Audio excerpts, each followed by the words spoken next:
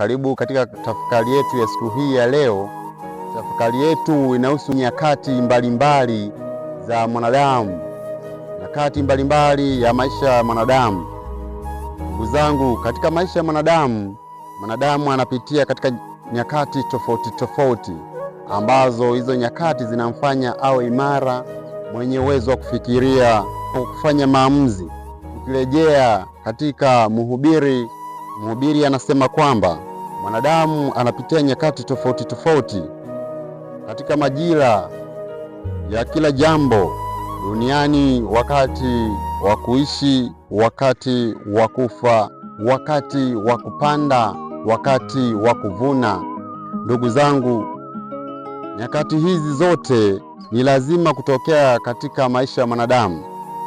Na katika maisha ya mwanadamu kuna kuchukiwa, kuna kupendwa, kuna kuonewa na kuna kupewa haki.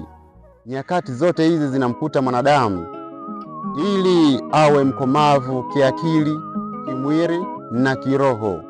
Ndugu zangu, usihofu unapokutana na nyakati hizi, usiogope, jipe moyo, maana Muumba wako anajua kwamba mwanangu anapitia nyakati hizi, na nyakati hizi zinakufanya uwe mkomavu kiroho na kimwili. Usiogope hizi nyakati unapokumbana nazo. Pia fungamanisha maisha yako na Kristo, mkabidhi Kristo maisha yako, naye atakuonyesha njia wapi pa kwenda.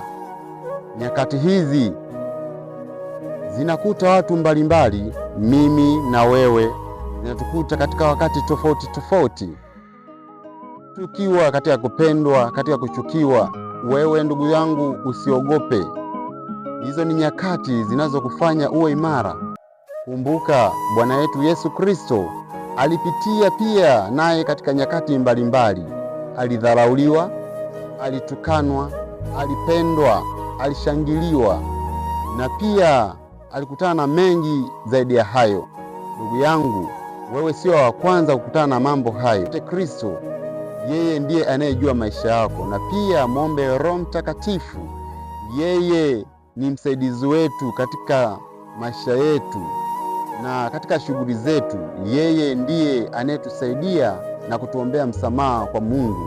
Ndugu yangu, usiogope na usiache kusali na usiache kumwomba Roho Mtakatifu awe na wewe siku zote katika maisha yako.